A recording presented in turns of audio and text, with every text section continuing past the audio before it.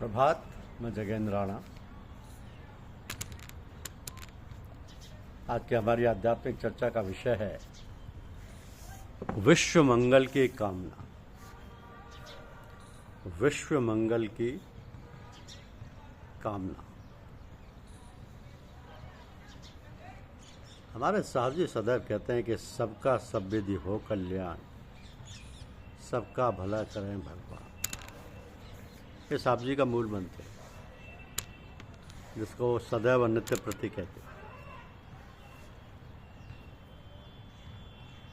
तो साधक के मन प्राण आंतरिक गहराइयों से भाव विभोर हो विश्व मंगल की कामना करते हैं। करना चाहिए कि सर्वे भवन्तु सुखिनः सर्वे सन्तु निरामया सर्वे भद्राणि पश्यन्ति मा कश्चित् दुःखभाग् भवेत्। मान सम्मान देना और दूसरों से प्राप्त करना, ये जिज्ञासा तो सभी में होती है, किसी में कम किसी में ज़्यादा। लेकिन इस जिज्ञासा का मतलब क्या है?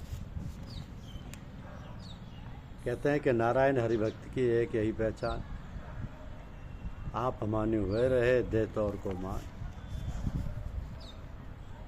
तो आप दूसरों को सम्मान दीजिए, क्योंकि गुरुदेव ना तो प्रदर्शन की चीज़ है और ना ही आम लोगों में चर्चा करने के लिए। जिस किसी व्यक्ति के सामने आप अपने गुरुदेव की चर्चा करते हैं, पहले सुनिश्चित कर लें कि उसके मन में उनके लिए कोई आदर भाव है या नहीं। यदि वह व्यक्ति उन्हें जानता ही नहीं या उसके हृदय में उनके प्रति कोई आदर भाव ही नहीं है, तो ऐसे व्यक्ति के सामने उनकी चर्चा करना पाप, महापाप।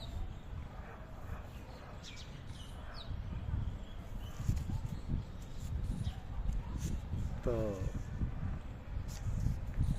कहा गया है कि मोहब्बत के लिए चंद दिल मखसूस होते हैं। ये वो नगमा है जो हर साज पर गाया नहीं जाता। इस संबंध में एक बड़ा रोचक प्रसंग है कि अरब में एक बहुत बड़े बुजुर्ग सैयद हजरत उस्मान हारून रहमतुल्लाह अलैह हुए। आप एक बहुत ही भाग्यशाली महात्मा थे। आपके 16 शिष्य थे। आप जब कभी कहीं बाहर जाते तो आपके वे 16 शिष्य वो वरिष्ठता क्रमानुसार आपके पीछे चला करते थे। आप मालिक की याद में हर समय डूबे रहा करते थे। कभी कभी होश में आने पर खाने के लिए खिचड़ी मांग बैठते थे। मिल गई तो खा ली, नहीं तो फिर गई कई घंटों के। इसलिए आपके 16वें शिष्य जो वरिष्ठता क्रम में सबसे छोटे थे, सबसे पीछे चला करते थे। हर समय अपने सर पर अंगीठी तथा खिचड़ी लेकर चला करते थे। एक बार की बात है कि हजरत एक बाजार से गुजर रहे थे कि एक दुकानदार अपनी दुकान छोड़कर आपके पास आकर आपके कदमों में गिर पड़ा। उसने हजरत से प्रार्थना की कि आप देख रहे हैं ये कितनी शानदार दुकान है। अल्लाह ने सब कुछ दिया परंतु कोई बच्चा नहीं है।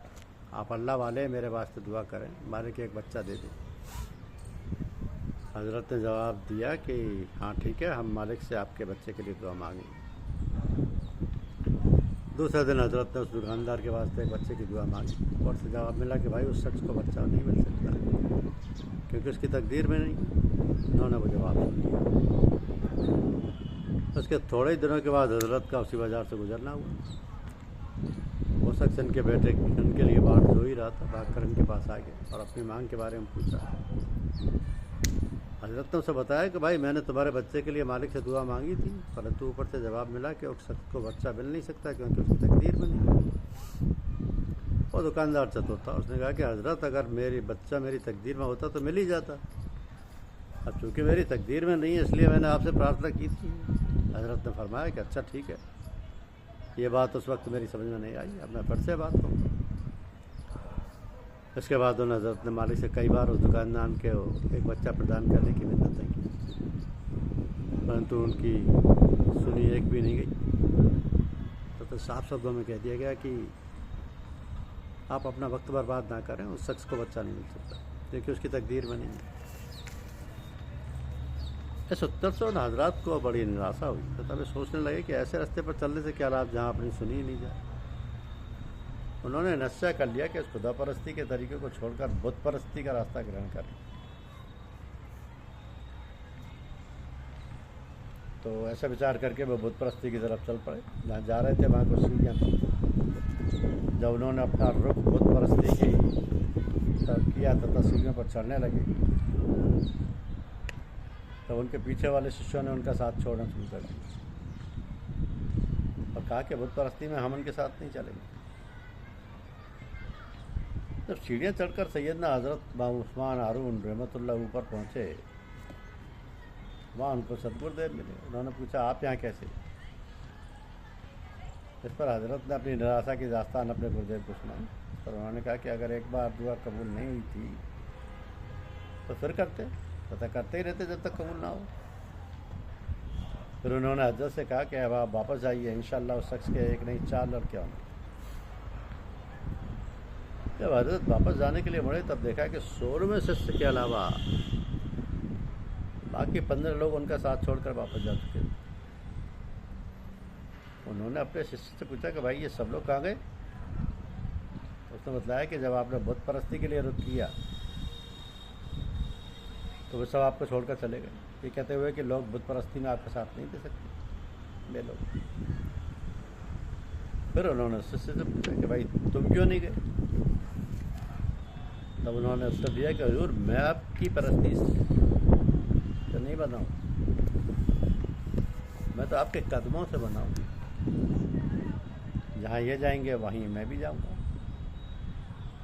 इस सर पर अंगूठी व खिचड़ी रखे हुए हजरत के 16वें शिष्य ख्वाजा गरीब नवाज सैयद हजरत मौजूद्दीन चिश्ती रहमतुल्लाह अजमेरी थे। उस पर हजरत ने उनसे फरमाया कि अब आप हिंदुस्तान जाइए, इंशाअल्लाह आप आफताब की तरह चमकेंगे। और वही हुआ। एक ऐसा उदाहरण है कि एक समर्थ गुरु जो स्वयं भटक चुका है फिर भी अपने गुरु की कृपा से वह इतना सामर्थ्यवान है कि जो अपने शिष्य को सूर्य की तरह प्रकाशवान बना दे। कहा जाता है कि द्वार धनी के पड़ा रहे, धक्का धनी के खा कहो जो धनी निवा दे, द्वार छोड़ नहीं जाए। एक चीज़ के बारे में भी अधिक सतर्क रहने की आवश्यकता है कि हम भूलकर भी लोगों के सामने अपनी गुरु भक्ति का इस तरह प्रदर्शन नहीं करना चाहिए कि लोग हमें महात्मा समझने लगे। प्रयास इस बात का करना चाहिए कि अपने आध्यात्मिक प्रभाव या व्यवहार को इतना प्रभावशाली बनाएं कि आपके सद्गुरुदेव के विषय में जानने के लिए आतुर हो उठे। हमारे एक बड़े भाई सत्संगी भाई की आंखों में कुछ तकलीफ थी, तो एक आँख के डॉक्टर के पास अपनी तकलीफ का निदान पूछने गए। वो डॉक्टर साहब भी परम साधक थे। उन्होंने भाई साहब से एक सपाट प्रश्न किया कि श्रीमान ये बतलाइए कि ये आपकी आँख किसने बनाई? यानी ये आपकी आंखों में चमक किस महापुरुष के सत्संग से प्राप्त हुई है? तो बाद को जब डॉक्टर साहब उन भाई साहब के सदगुरुदेव की सेवा में उपस्थित हुए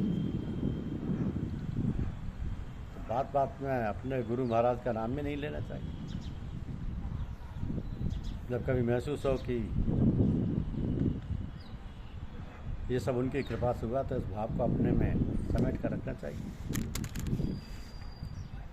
ये साधना में सहायक होता है। एक रानी बड़ी धर्मात्मा थी, परंतु जब वो बहुत परेशान रहती थी, वो परेशान बहुत रहती थी क्योंकि उनके पति जो राजा थे उनके मुँह से कभी होगा भगवान का नाम ही नहीं निकलता था।